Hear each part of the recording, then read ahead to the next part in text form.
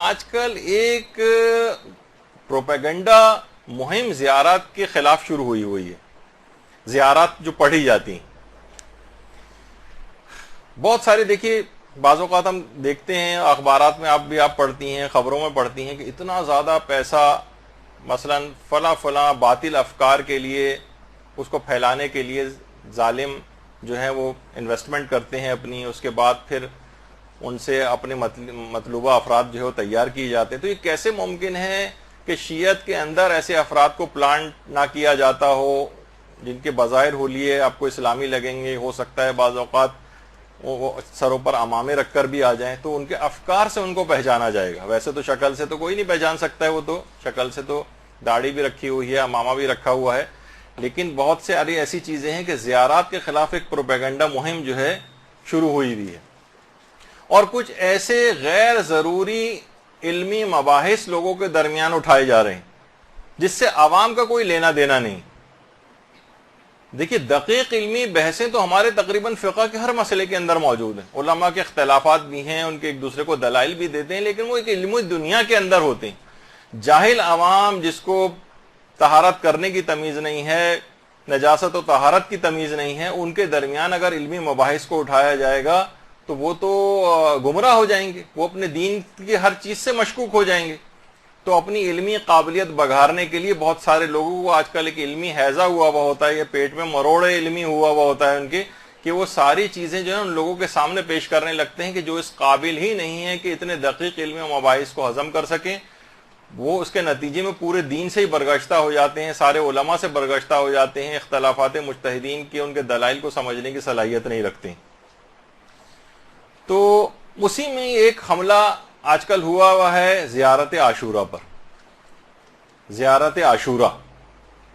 جس کے متعلق علماء نے لکھا ہے کہ یہ حدیث قدسی. تو زیارت عاشورہ کے اوپر بھی آج کل ایک حملہ ہے، اور ایسے افراد کے جن کے دلوں میں دشمنان اہل بیت کے لیے کچھ سافٹ کارنر پایا جاتا ہے، یا جو پلانٹ کیے گئے ہیں شیعت کے اندر، ان کی طبع نازک پر اس زیارت عاشورہ میں دشمنان اہل بیت پر جو لعن ہے وہ بہت بار اور شاخ گزرنے لگی کہ کیوں ان کے اوپر لعن کی جاتی.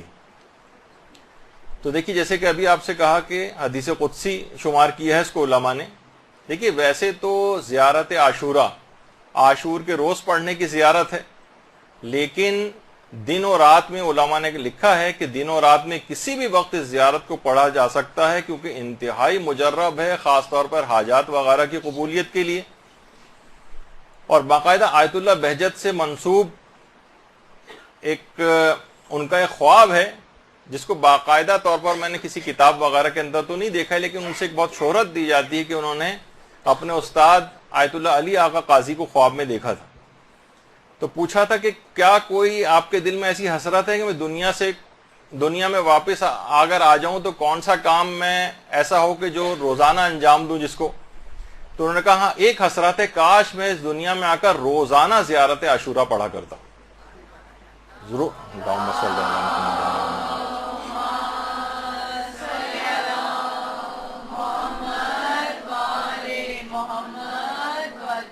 اچھا، عام زیارتیں بھی جو آپ پڑھتی ہیں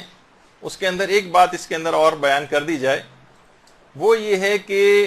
اس کے بعد اکثر لوگ پوچھتے ہیں کہ نماز زیارت. دیکھیے زیارت الگ ہے، نماز زیارت الگ ہے. زیارت پڑھ لیں تو اب بھی نماز زیارت پڑھنا لازمی نہیں ہے، البتہ بہتر ہے. تو نماز زیارت لوگ پوچھتے ہیں کب پڑھی جائے. آیت اللہ وحید خراسانی فرماتے ہیں کہ بعض روایات میں زیارت سے پہلے نماز کا ذکر ہے،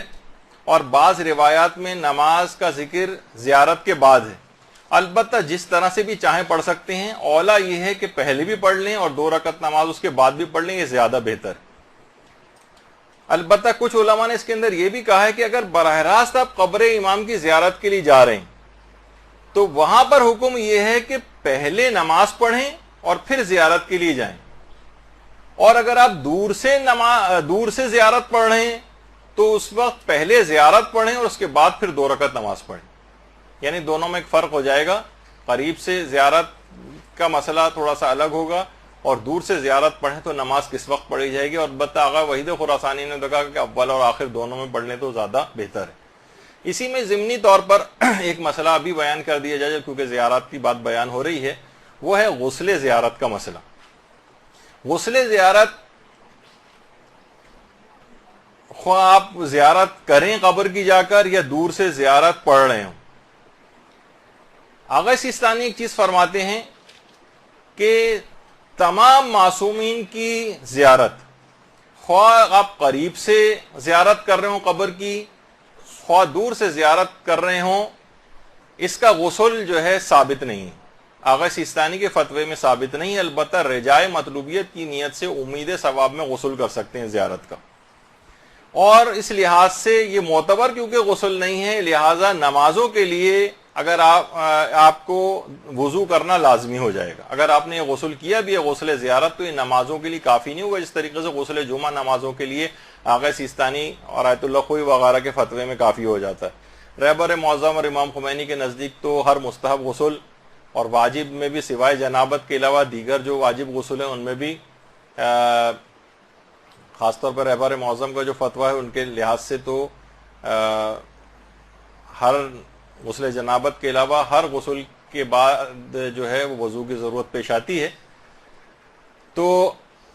لیکن آغا سیستانی فرماتے ہیں کہ غسل جمعہ معتبر غسل ہے، ڈائریکٹ بھی آپ غسل کے بعد نماز پڑھ سکتی ہیں بغیر وضو۔ البتہ غسل زیارت اگر آپ نے کیا ہوا ہے تو وہ نماز کے لیے کافی نہیں ہے اور آپ کو اس کے بعد وضو لازمی کرنا پڑے گا، خواہ دور سے ہو خواہ نزدیک سے ہو۔ مرحوم آیت اللہ خوئی کا پہلے یہ نظریہ تھا کہ خواہ دور سے آپ زیارت پڑھ رہے ہوں چاہے قریب سے قبر کی زیارت کر رہے ہوں، دونوں صورتوں میں غسل وضو کے لیے کافی ہے۔ لیکن انتقال سے کچھ عرصے پہلے آغا خوئی نے اپنے فتوے کو بدل دیا تھا کہ قریب سے تو غسل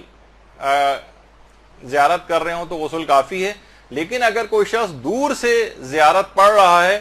تو اس کا جو غسل کرے گا وہ نماز کے لیے کافی نہیں ہوگا، اس وضو کے لیے کافی نہیں ہوگا اور اس کے لیے وضو کرنا لازمی ہوگا۔ تو میں نے سوچا کہ یہ بہرحال ایک مسئلہ ہے کہ غسل کرنے کے بعد، غسل زیارت کرنے کے بعد کیا براہ راست نماز پڑھ سکتے ہیں؟ نہیں تو یہ والا مسئلہ بھی ہاتھ کے ہاتھ ہی بیان ہو جائے۔ اچھا، اب زیارت عاشوراء میں ایک سجدہ آتا ہے، اس میں بھی لوگ یہ پوچھتے ہیں کہ کیا اس سجدے میں قبلہ رخ ہونا ضروری ہوتا ہے یا ضروری نہیں ہوتا؟ تو دیکھیے، سجدہ کیونکہ اللہ کو کیا جا رہا ہے تو وہ کسی بھی سمت میں سجدہ ہو سکتا ہے، حتیٰ کہ اس میں کربلا کی طرف رخ کر کے بھی سجدہ کر سکتے ہیں۔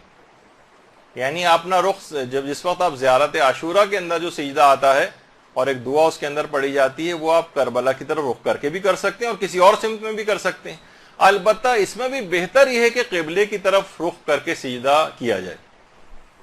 اچھا، اب اس کے اندر ایک مسئلہ اور یہ آتا ہے،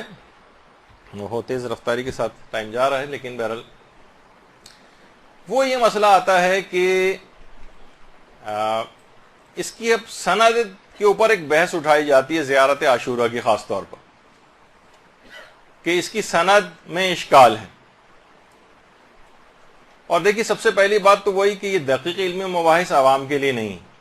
اس سے پورا دین مشکوک ہو جاتا ہے۔ اور اس کی مثال علماء یہ بیان کرتے ہیں کہ مثلا ایک عام مریض ہو، اس کے سامنے آپ بہت سارے اسپیشلسٹوں کے پرسکرپشنز لا کے رکھ دیں اور کہیں کہ تم خود تحقیق کرو اور دیکھو کہ ان میں کس کا پرسکرپشن صحیح ہے، تو آپ کے خیال میں کتنے مریض ایسے ہوں گے کہ جو یہ تحقیق کر کے بتا سکیں گے آپ کو، یہ علمی لحاظ سے اتنے مضبوط ہوں گے کس ڈاکٹر نے، کس اسپیشلسٹ نے کون سا پرسکرپشن صحیح لکھا ہے؟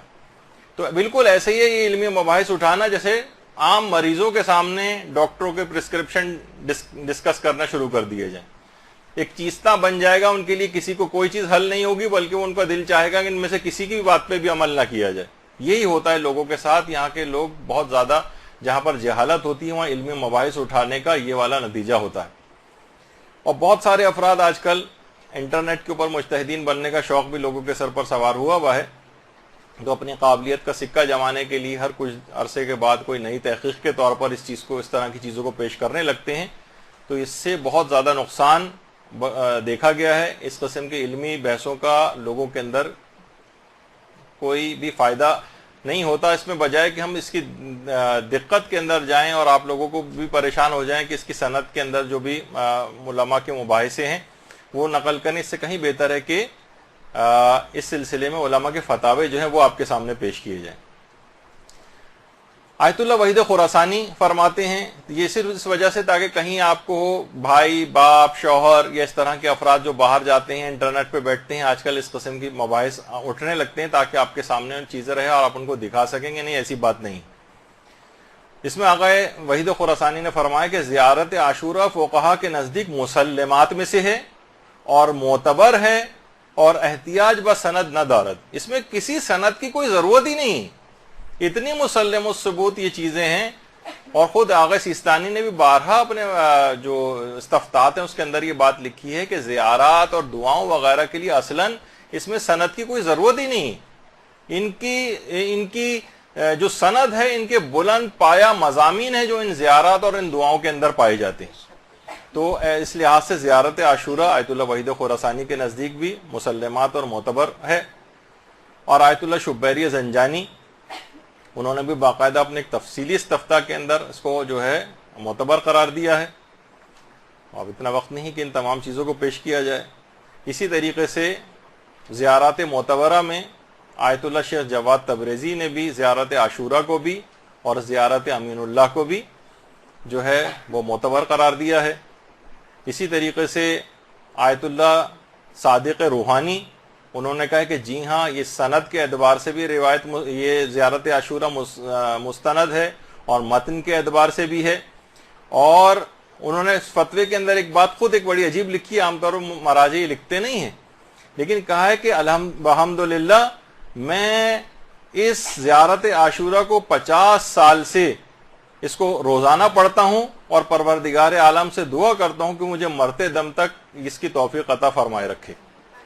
باقاعدہ اپنے استفتاء کے اندر انہوں نے یہ بات جو ہے وہ لکھی آیت اللہ صادق روحانی نے۔ اسی طریقے سے آیت اللہ شاہرودی نے بھی لکھا ہے کہ زیارت عاشورہ قطعی السند ہے، قطعی ہے، اس کی صحت بالکل صحیح ہے اور اس میں کوئی شک نہیں ہے۔ جو اس کا منکر ہے وہ غال بھی ہے اور مضل بھی ہے، یعنی خود بھی گمراہ ہے اور دوسروں کو بھی گمراہ کر رہا ہے اگر اس سلسلے میں کسی کو کوئی شک میں ڈالتا ہے۔ تو یہ دیکھیے تمام چیزیں ایسی ہیں۔ اور آیت اللہ ناصر مکارم شیرازی کا باقاعدہ ایک استفتاء بھی ہے جس کا اردو ترجمہ، انہوں نے 2 چیزیں سوال پوچھے گئے تھے ان سے، ایک تو زیارت جامع کبیر کے سلسلے میں اور ایک زیارت عاشورہ کے۔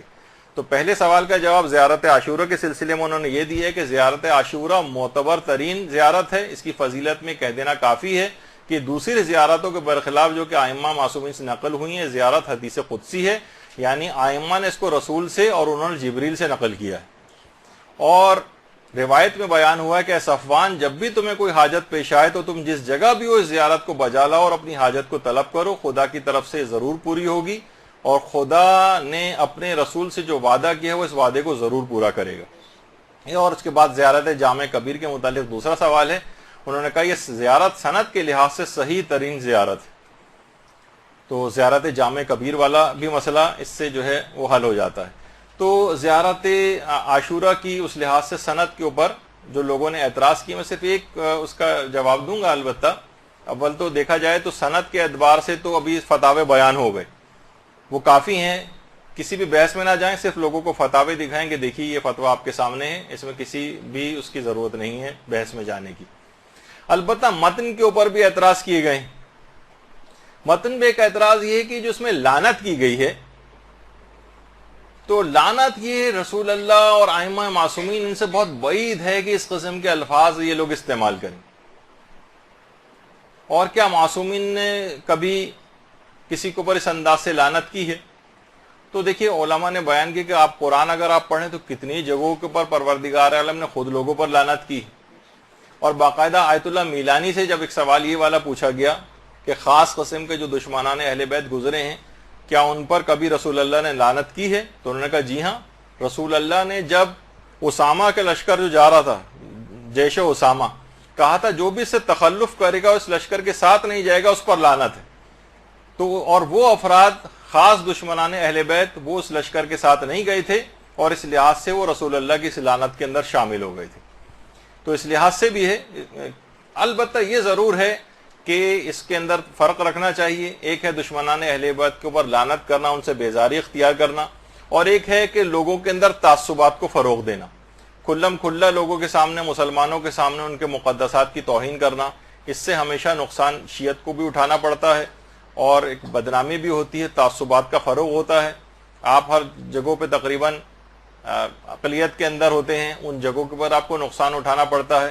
تو اور سوشل میڈیا پہ انسان سوچتا ہے کہ میں بہت زیادہ آزاد ہوں، ہر جگہ اس طرح کی فرقہ وارانہ چیزیں اور مباحثے، اور آپ اس کے بعد نیچے کمنٹس دیکھیں کتنے زیادہ جو لوگ اس سے پہلے متعصب نہیں بھی ہوتے ان پر بھی وہاں کی اس طرح کی گفتگو ان کو بھی متعصب بنا دیتی. تو فرقہ واریت سے اجتناب کرتے ہوئے لیکن دونوں کے اندر ایک توازن آپ کو برقرار رکھنا پڑے گا. بہت سے لوگ اس طرح سے وحدت کو لینے لگتے ہیں کہ وحدت کے معنی گویا یہ بن جاتے ہیں کہ انسان عقائد کے اندر بھی وحدت اس کی آ جائے. تو دیکھیے وحدت کا ایک اصول ہمیشہ یاد رکھیں کہ مشترکات جو ہیں اس کو متن میں رکھنا چاہیے، اختلافات کو حاشیے میں رکھنا چاہیے.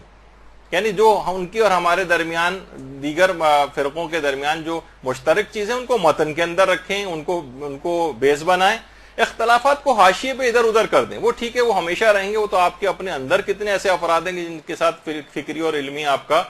اختلاف ہوتا ہے، لیکن ان سے آپ جھگڑتے تو نہیں ہیں، لڑتے تو نہیں ہیں، تعصبات کا شکار تو نہیں ہوتے ہیں. تو دوسروں کے ساتھ بھی اس طرح سے کرنے کی کوئی ضرورت نہیں.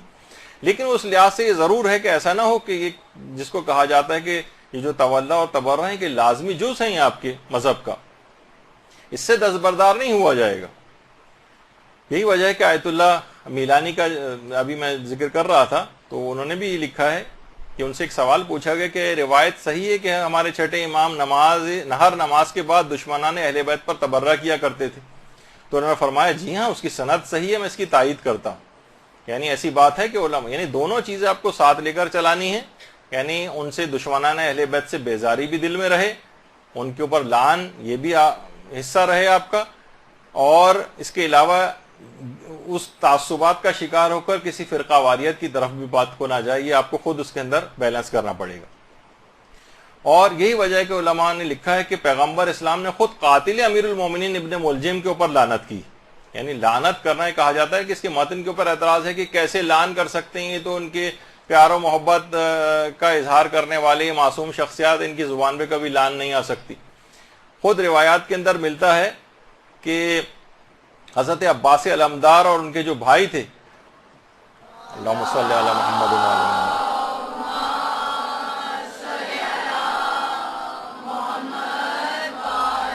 محمد، شمر جو ہے ان کے لیے ایک امان نامہ لے کر آیا تھا باقاعدہ. اچھا دیکھیے، لوگ کہتے ہیں کہ دیکھیے وہ اپنے خاندان کے اعتبار سے ان کا دور پرے کی رشتہ داری ہوتی تھی، اس وجہ سے وہ امان نامہ لے کر آیا تھا. یہ اس طرح سے آج ہوتا ہے نا کہ مخالف کیمپ کے لوگوں کو توڑا جائے، انسینٹیوز دے کے ان کے لشکر میں پھوٹ ڈالی جائے تو ہمارے ساتھ مل جاؤ تو جان بخشی ہو جائے گی، تاکہ تتر بتر ہو جائے لشکر. وہ کسی محبت کی وجہ سے نہیں تھا، نہ کسی قبیلے کی وجہ سے تھا، بلکہ لشکر امام کو توڑنے کی ایک سازش تھی. تو انہوں نے نہ صرف یہ کہ اس کی پیشکش کو بالکل ٹھکرا دیا تھا حضرت عباس علمدار اور ان کے بھائیوں نے، اور کہا کہ تیرے ہاتھ ٹوٹ جائیں اور تیرے اس امان نامے پر بھی لعنت ہو. یعنی یہ جو لفظ ہے یہ دشمنان اہل بیت کے لیے عام طور پر زبان معصومین کے اندر بھی رائج رہا ہے، اور حضرت عباس کے متعلق بھی ملتا ہے کہ انہوں نے اس انداز سے لعن کی تھی. اور یہی وجہ ہے کہ جو تولا اور تبرہ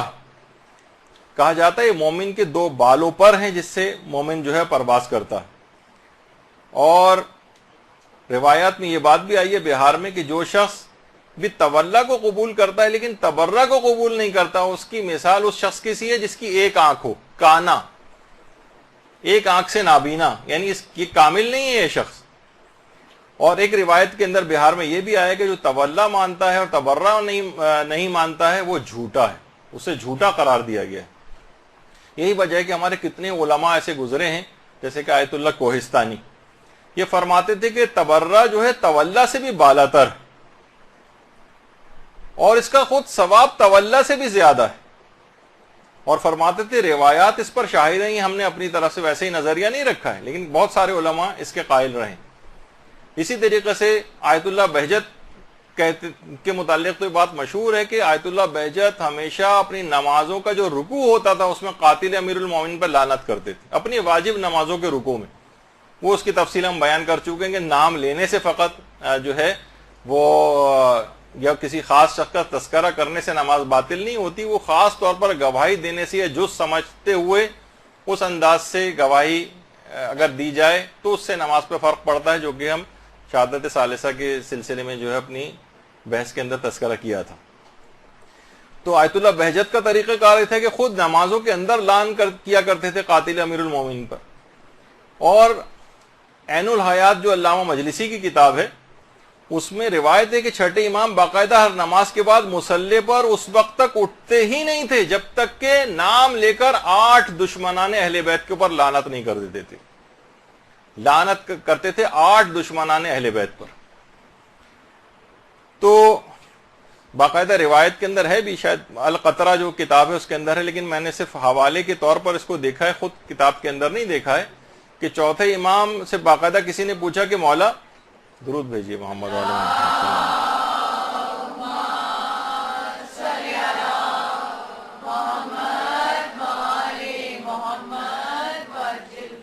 کہ مولا نماز کیسے مکمل ہوتی ہے ہماری؟ فرمایا درود پڑھ کر نماز مکمل ہوتی ہے۔ پھر پوچھا گیا کہ مولا نماز قبول کیسے ہوتی ہے؟ فرمایا کہ ہماری ولایت پر یقین سے اور ہمارے دشمنوں پر لعنت کرنے کے بعد نماز قبول ہوتی ہے۔ تو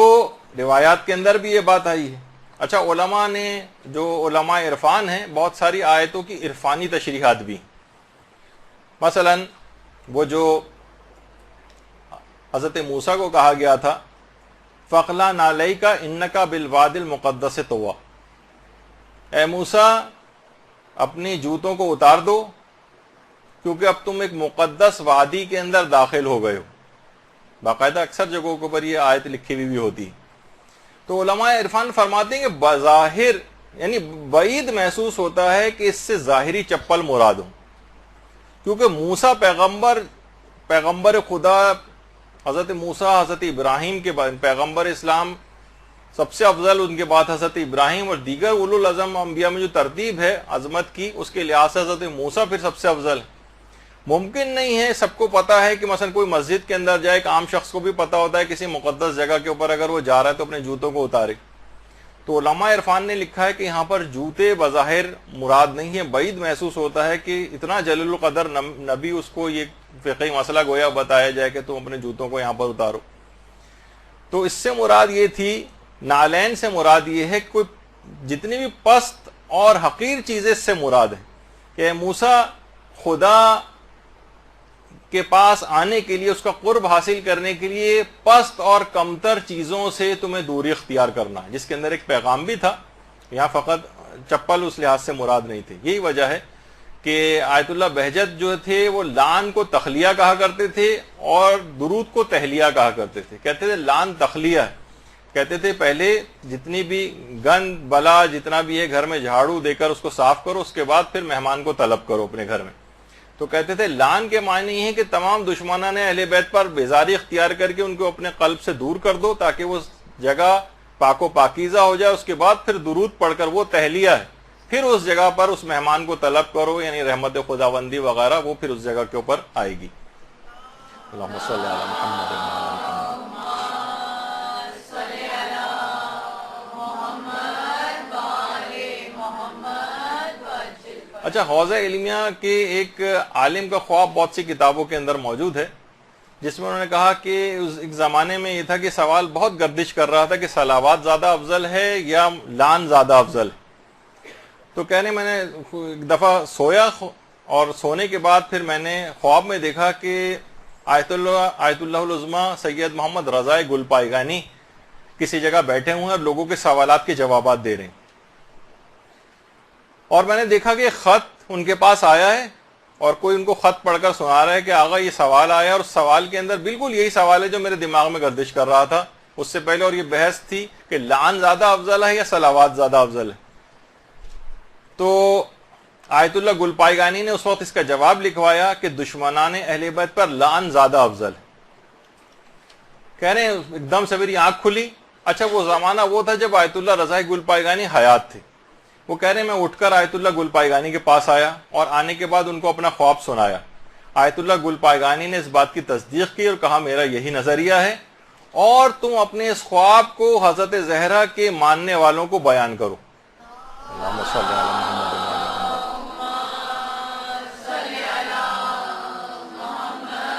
و علی محمد۔ تو علماء کے اندر باقاعدہ یہ بحث رہی ہے، اور یہی وجہ ہے کہ علماء کہتے ہیں کہ اگر تبرہ نہ ہو تو انسان حقیقت میں اس کا تولا بھی ثابت نہیں ہوتا ہے۔ یہ دونوں بالکل ایک لازمی جز ہیں۔ اچھا، اب ایک اعتراض تو لان کے سلسلے میں تھا، اور لان پہ یہ کہا جاتا ہے کہ زیارت عاشورہ میں اصلاً لان نہیں تھی، یہ بعد میں اضافہ کی گئی۔ اچھا، دلیل اس میں جو دی جاتی ہے اس کا بھی میں آپ کو بتا دیتا ہوں کہ کیا ہے اس کے پیچھے۔ اس میں ابن طاؤس کا ایک قول جو انہوں نے مصباح الزائر کے اندر لکھا ہے، وہ لوگ عام طور پر بیان کرتے ہیں۔ مصباح الزائر میں ابن طاؤس نے، سید ابن طاؤس نے لکھا ہے کہ شیخ طوسی کی کتاب مصباح الکبیر، مصباح الکبیر کا دوسرا نام مصباح المتہجد بھی ہے، اس کے اندر میرے پاس جو نسخہ ہے اس میں لان اور سلام جہاں پر یہ لان آئی ہے وہاں پر یہ جملے نہیں لکھے ہوئے، یعنی شیخ طوسی کی مصباح الکبیر میں۔ اچھا، شیخ طوسی کی دو کتابیں ہیں، ایک مصباح الکبیر ہے جو کہ مفصل ہے، یعنی جس کا نام مصباح المتہجد ہے، آج کل اس کے نام سے زیادہ وہ ہے یہ معروف، اور دوسری ہے مصباح الصغیر۔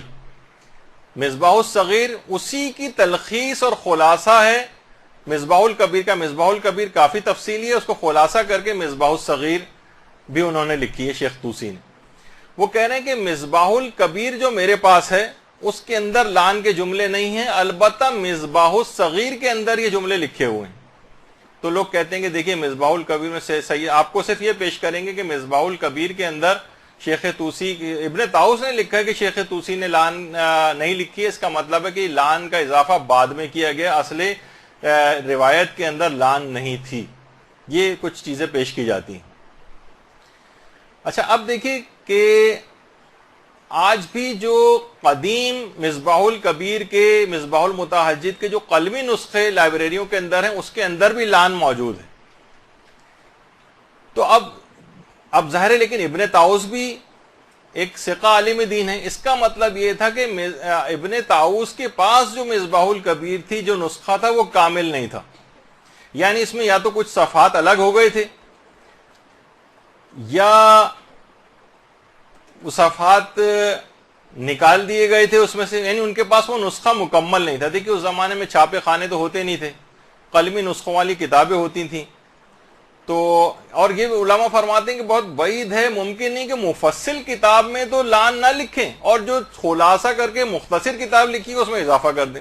یہ خود بھی یعنی عقل اس کو قبول نہیں کرتی، اور مصباح الکبیر کے جو پرانے نسخے ہیں جبکہ اس میں بھی موجود ہے۔ اس کا مطلب یہ ہے کہ فقط اور فقط ان کے پاس جو نسخہ اس وقت موجود تھا ابن طاؤس کے پاس، وہ اس مصباح الکبیر کا، صرف اس میں لان نہیں تھی یا تو صفحات نکال دیے گئے تھے۔ اور علماء فرماتے ہیں کہ بہت اس بات کا امکان ہے کہ وہ کسی خاص، ابھی میں وجہ بتاتا ہوں، اس کی خاص وجوہات کی بنا پر بھی ایسا ہونا ممکن ہے۔ تو بہرحال اچھا، ایک بات اور بھی کہ کیا زیارت عاشورہ ایک ہی ہے؟ تو آپ کو کئی نسخے زیارت عاشورہ کے آپ کو نظر آئیں گے، کچھ میں الفاظ کا اختلاف ہے، تو اس سے یہ کمزور نہیں پڑ جاتی کہ دیکھیں اس کا کوئی ایک نہیں ہے، الگ الگ نسخے ہیں۔ تو علماء فرماتے ہیں کہ زیارت عاشورہ کے جو بہت سارے نسخے موجود ہیں، الگ الگ کچھ ان کے اندر جملے بھی ہیں، تو یہ کس وجہ سے ہیں کہ کسی جگہ پر جیسے شیخ ابن طاؤس کے پاس جو نسخہ تھا اس کے اندر لان نہیں تھی۔ وجہ اس کی یہ ہے کہ شیعت انتہائی خطرناک ترین ادوار سے گزری، تقیے لوگوں نے اپنی جان، مال، عزت و آبرو کو لٹاتے ہوئے دین کو یہاں تک پہنچایا ہے۔ تو لوگ کوشش کر کے دین کی حفاظت کرتے تھے، جہاں تقیہ پیش آتا تھا ہو سکتا ہے کہ نسخوں کا جو اختلاف ہے کہ بعض اوقات یہ ہوتا ہے کہ اس میں سے وہ تقیہ کے باعث اس وقت کے جو قلمی نسخے ہوتے تھے اس میں سے وہ صفحات نکال دیے گئے ہوں۔ بعض اوقات ہوتا تھا نا، حاکم وقت آتے تھے اور جناب گھر پہ ریڈ ہوتا تھا اور اس کے بعد کتابیں بھی کھنگالی، اس زمانے میں بھی ایسا ہوتا تھا۔ تو جہاں پر اس طرح کی کوئی لان لکھی ہوئی موجود، پتہ چلا پورے خاندان کو قتل کروا دیا جائے، چھاپے خانے ہو کے لاکھوں کی تعداد میں تو کتابیں اس زمانے میں تقسیم نہیں ہوتی تھی، بہت مختصر سے قلمی نسخے ہوا کرتے تھے. تو اگر کسی جگہ پہ سید ابن طاؤس کے پاس جو نسخہ نہیں تھا، ہو سکتا ہے وہ تقیہ کے باعث کچھ صفحات اس میں سے نکال دیے گئے، یہ ممکن ہے. تو یہ نسخوں کا جو اختلاف ہے، علماء فرماتے ہیں اس کی ایک وجہ یہ بھی سمجھ میں آتی ہے کہ زیارت عاشورہ کے جو بہت سارے ورژنز ہیں یہ تقیہ کے باعث ہو گئے ہوں. کہیں کسی جگہ لان ہے، کسی جگہ نہیں ہے، لیکن اصل تحقیقی بات یہ ہے کہ لان جو ہے وہ جو اس کے اندر پائی جاتی ہے وہ درست ہے، اور اس میں کوئی الگ سے اضافہ نہیں ہوا. اور اگر کچھ اس کے اندر تھی بھی بات تو وہ تقیہ کے باعث تھی، جو کہ ابن طاؤس کے پاس مکمل نہیں تھی. اور اس کا ایک مشہور، اس کی جو سند ہے، خود شیخ طوسی کا ایک مشہور واقعہ ہے زیارت عاشورہ کے سلسلے میں، جو اس کی ایک سند بنتا ہے، جس کو باقاعدہ مجالس المومنین میں قاضی نور اللہ شستری نے اور رجال کی بہت ساری کتابوں کے اندر بھی یہ واقعہ آیا ہے کہ عباسی خلیفہ کے ایک زمانے میں شیخ طوسی کی کتاب جس کے اندر لان پائی جاتی تھی زیارت عاشورہ کے اندر، وہ باقاعدہ اس کو دکھائی گئی تھی. تو اس نے بادشاہ نے، عباسی خلیفہ نے شیخ طوسی کو اپنے پاس بلایا تھا اور کہا تھا کہ اول و دوم و سوم سے کون مراد ہے اس لان کے اندر. تو انہوں نے اس وقت تقیہ کیا تھا اور کہا تھا، شیخ طوسی نے کہا کہ اول سے مراد یہاں پر قابیل ہے، دوم سے مراد ناقہ صالح کا قاتل ہے، اور سوم سے مراد یحییٰ ابن زکریا کا قاتل ہے. تو بہرحال اس زمانے میں بھی یعنی زیارت عاشورہ کے اندر لان پائی جاتی تھی، شیخ طوسی کی کتاب نکال کر باقاعدہ دکھائی گئی تھی، اور قاضی نور اللہ شستری نے مجالس المومنین نے پورا واقعہ لکھا ہے، رجال کی بہت ساری کتابوں کے اندر بھی. اس کا مطلب ہے شیخ طوسی کی ایک اصل کتاب کے اندر بھی لان والا حصہ تھا، جیسے کہ اس واقعے کے اندر جو کہ اتنا مشہور ہے کہ کتابیں سے بھری پڑی ہیں شیخ طوسی کے اس واقعے سے. تو اس کا مطلب یہ ہے کہ خاص ابن طاؤس کے پاس جو نسخہ آیا تھا اس میں سے وہ صفحات نکلے ہوئے تھے جو تقیہ کے باعث عین ممکن، جس کی وجہ سے یہ شبہ ہوا. لیکن یہ شبہ آپ کے سامنے ویسے تو آپ ابن طاؤس کا صرف قول نقل کر کے پیش کیا جاتا ہے، اس کی تفصیل میں نہیں جاتے، اس وجہ سے لوگوں کو شبہ ہوا کہ لان جو ہے اس کا اضافہ بعد میں کیا گیا، ورنہ اصلاً امام نے تو یہ جملے استعمال نہیں کیے تھے. اچھا، اب اس کے بعد آیت اللہ صادق روحانی نے بھی باقاعدہ اس لان والے حصے کو معتبر مانا ہے اور فرمایا ہے کہ دشمنان اہل بیت کے اوپر جو لان تاکیدی مستحبات میں سے ہے، اور زیارت عاشورہ کی جو لان ہے صحیح اور معتبر ہے.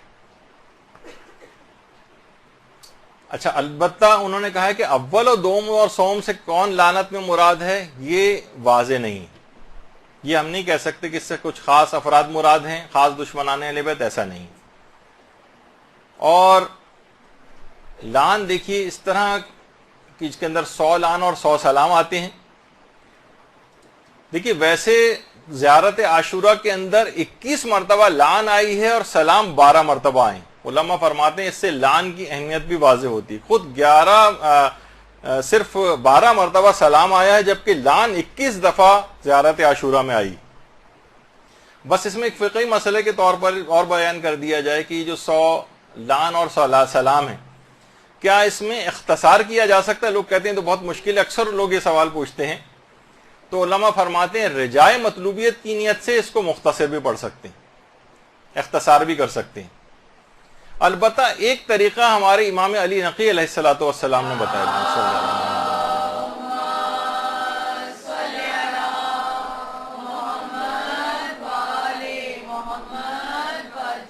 فرماتے ہیں ایک مرتبہ تو کامل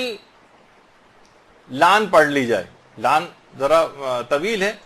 تو ایک دفعہ تو مکمل پڑھ لیں، اور اس کے بعد 99 دفعہ اللہم العنہم جمیعا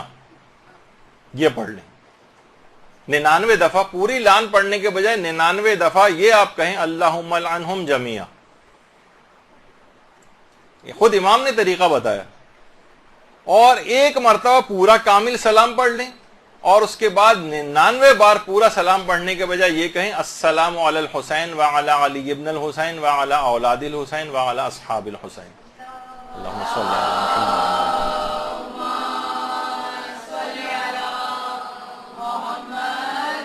علی محمد. تو اس طرح پورے 100 لان اور 100 سلام کا ثواب مل جائے گا. البتہ کسی کے پاس یہ وقت بھی نہیں ہے تو ایک لان اور ایک سلام پر بھی اکتفا کر سکتا ہے رجائے مطلوبیت کی نیت سے.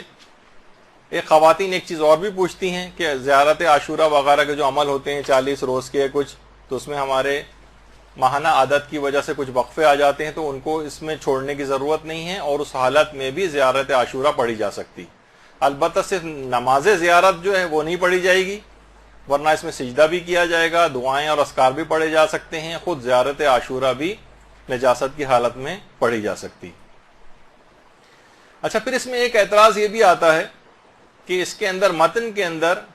بھی اعتراض کیے گئے سند کے ساتھ ساتھ۔ ایک اعتراض یہ کہ اس میں ابن زیاد اور ابن مرجانہ اگر یہ ایک ہی آدمی کا نام ہے تو اس کے اندر دو مناسبتوں سے واو عاطفہ لگا کر بیچ میں کیوں اس کا تذکرہ ہوا؟ تو یہ فصاحت کے خلاف ہے، اس لحاظ سے اگر یہ دو الگ الگ افراد ہیں، دو الگ افراد ہیں تو صحیح ہے واو عاطفہ، اور اگر ایک ہی آدمی ہے تو دو حوالوں سے اس کا تذکرہ کیوں آیا ہے؟ یہ بھی اس پہ ایک اعتراض ہے۔ تو یہ اس کے سیاہ موروثی کردار کو اجاگر کرنے کے اعتبار سے، یعنی اس کے ابن زیاد کے ماں اور باپ دونوں ملائن تھے، دونوں ملعون تھے، ان کا سیاہ کردار یعنی اس کا زانی باپ اور زانیہ ماں، یہ دونوں اس خاندانی پلیدگی کی طرف اشارہ ہے کہ ابن زیاد اپنے اس لعنتی کردار میں اس کے ماں اور باپ دونوں اس کے شریک ہیں، اور اس میں کوئی تضاد والی بات نہیں ہے، اور نہ ہی یہ کسی فصاحت وغیرہ کے خلاف ہے، اور اس میں تاکہ اس لعن کے اندر اس کے ماں اور باپ دونوں شریک ہو جائیں، اس وجہ سے اس کو الگ سے واو عاطفہ لگا کر اپنی اس کی ماں کا ریفرنس بھی دیا گیا ہے اس لعنت کے اندر، اس کے باپ کا بھی ریفرنس دیا گیا ہے تاکہ وہ بھی اس لعنت میں شریک ہو جائیں۔ پھر اس کے اندر ایک اعتراض یہ بھی ہے کہ اس میں برأت الی اللہ و الیکم منہم، یعنی میں خدا کی طرف سے معصومین کی طرف، میں خدا کی طرف اور معصومین کی طرف برات کرتا ہوں۔ لوگ کہتے ہیں برات تو بیزاری کے معنوں میں ہے، یہ تو صحیح نہیں جو اس کا مطلب بنے گا۔ تو علماء یہ فرماتے ہیں اگر صرف بیزاری یا دوری اگر ہو تو اس کے لیے برات کا لفظ بغیر الہ کے استعمال ہوتا ہے، اور اگر الہ کے ساتھ آ جائے جیسے اس کے اندر آ رہا ہے برأت الی اللہ، الہ کے ساتھ آئے تو اس کے معنی پناہ کے ہوتے ہیں، یعنی میں بنو امیہ اور دوسرے ملعون جو ہیں ان سے بیزاری چاہتا ہوں اور اللہ اور اہل بیت کے دامن میں پناہ لیتا ہوں، یہاں پر یہ مراد ہے۔ تو بہت سارے اس طرح کے ان چیزوں کے اوپر اعتراضات کیے گئے ہیں، تو لہٰذا آپ لوگوں سے بھی گزارش ہے کہ زیارات کے سلسلے میں، اچھا زیارتوں کے اندر خالی صرف زیارت عاشورہ ہی نہیں بلکہ زیارت ناہیہ کے اوپر بھی بہت زیادہ اعتراضات ہو رہے ہیں آج کل، اور ایک اسکالر صاحب نے تو اپنے تئیں اتنے نامناسب جملے اپنی کتاب میں